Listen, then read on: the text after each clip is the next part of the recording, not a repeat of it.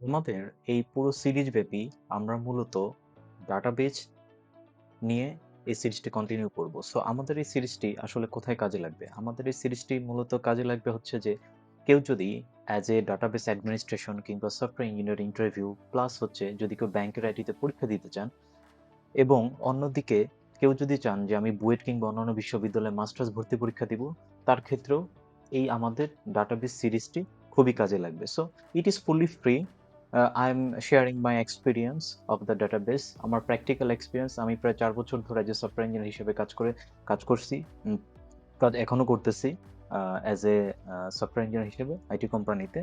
So আমার ব্যক্তিগত ধারণা এবং প্র্যাকটিক্যাল এক্সপেরিয়েন্স থেকেই মূলত হচ্ছে যে এই ডেটাবেস সিরিজটা আসলে আমরা কন্টিনিউ করা শুরু করব। সো আজকে মূলত আমরা যেটা দেখতে চাচ্ছি সেটা হচ্ছে ডেটাবেস ম্যানেজমেন্টের বেস ২টা জিনিস, সেটা হচ্ছে ডিডিএল এবং আরেকটা হচ্ছে ডিএমএল। সো ডিএমএলটা আমরা পরের ভিডিওতে কথা বলবো। আমরা মূলত এখন কথা বলবো ডেটাবেস ম্যানেজমেন্টের ডেটা ডেফিনিশন ল্যাঙ্গুয়েজ যেটাকে বলা হয় ডিডিএল। সো আমরা আসলে এখানে কি শিখতে চাচ্ছি? আমাদের এই যে ডিডিএল এর যে টপিকটা, সেই টপিকটাতে মূলত আমরা প্রথমে দেখব হচ্ছে যে ডিডিএল এই যে টপিক সেটা আসলে পূর্ণরূপ কি, মূলত এটাকে কি বলা হয়। পরবর্তীতে দেখব আমরা ডিডিএল এর উদ্দেশ্য কি, মূলত এই ডিডিএলটা কেন কি কারণে আসছে এবং ব্যবহার করা হয়। পরবর্তীতে আমরা জানবো এই যে ডিডিএল এর আসলে গঠন কি, মূলত ডিডিএলটা কি কি জিনিস নিয়ে আসলে তৈরি, এবং পরবর্তীতে আমরা দেখবো এই ডিডিএল এর ভিতরে কি কি আছে। মূলত তার ভিতরে বিভিন্ন ধরনের কমান্ড আছে যেগুলা ইউজ করে আমাদের যে এসকিউএল কুইরি, ঠিক আছে, এসকিউএল কুইরি এবং অন্যদিকে আদার হ্যান্ড আমাদের ডেটাবেস ডিজাইনটা সেটা আসলে সম্পন্ন করা হয়ে থাকে।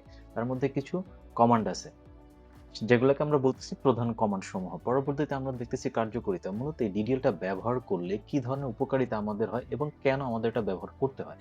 পরবর্তীতে আমরা দেখব 6 নম্বর সেকশনে আমরা দেখব তার ট্রানজ্যাকশন কন্ট্রোল। মূলত এই যে ট্রানজ্যাকশন কন্ট্রোল যে প্রসেসটা, সেটা মূলত সিস্টেমেটিক্যালি কিভাবে ডিডিএল হ্যান্ডেল করে। ওকে, তো সেটা আমরা আসলে এই ট্রানজ্যাকশন কন্ট্রোল এসে দেখব। সো আমরা যদি কথা না বাড়াইয়া প্রথমে শুরু করি, তাহলে আমরা আসলে পূর্ণরূপ দিয়ে যাই। আমরা যদি পূর্ণরূপ দেখতে আসি তাহলে আমরা দেখব মূলত পূর্ণরূপের কথাটা হচ্ছে ডেফিনেশন এখানে। সো ডিডিএল এর পূর্ণরূপটা আসলে কি? ডিডিএল এর পূর্ণরূপটাকে বলা হয় ডেটা ডেফিনেশন ল্যাঙ্গুয়েজ। সো এটাকে কি বলা হচ্ছে? Data definition language. So data definition ল্যাঙ্গুয়েজটা হয়তোবা এখন অ্যাব্রিভিয়েশন শুনলে খুব একটা বোঝা যাচ্ছে না, কিন্তু আমরা যখন সামনে এক্সাম্পল দিব এবং তার ভেতরে যাব তখন আমরা পুরোপুরি বুঝতে পারবো। তো প্রথমে আমরা আসি, কোনো একটা জিনিস যখন আসে তার একজন ইনভেন্টর থাকে এবং কোনো একটা কারণে অবশ্যই সেটা আসে। সো তেমনিভাবে আমাদের যে ডিডিএল আছে, এই ডিডিএলটা মূলত ডোনাল্ড এবং রেমন্ড নামে দুজন গবেষক, তারা এই কনসেপ্টটা নিয়ে আসতেন। তারা দুজন কি? ডোনাল্ড এবং হচ্ছে রেমন্ড, তারা দুজন আসলে কি?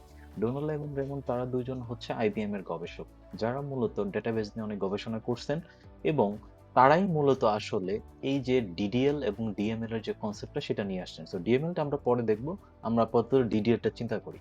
সো ডিডিএল এর কনসেপ্ট ওনারা নিয়ে আসছেন। সো ডিডিএল এর কনসেপ্টটা ওনারা কিভাবে আনছেন? মূলত হচ্ছে ওনাদের একটা মডেল ছিল যেটাকে বলা হয় CODASYL, মানে এটাকে আমরা ধরতে পারি কোডাসাইল। কোডাসাইল এটা একটা মডেল, যে এটার এব্রিভিয়েশন যদি আমি দেখি, conference on data system language. মূলত এই কোডাসাইল যে মডেলটা আছে, এই মডেলটার উপরে ডিপেন্ড করে পরবর্তীতে ডিডিএলটা আসছে। সো এই যে কোডাসাইল যে মডেলটা, এটা মূলত এই মডেলটা কারা উদ্ভাবনা করছেন বা কারা এটাকে নিয়ে কাজ করছেন? এই যে আমাদের দুইজন যে গবেষক, যারা হচ্ছে ডোনাল্ড এবং হচ্ছে র্যাম। সো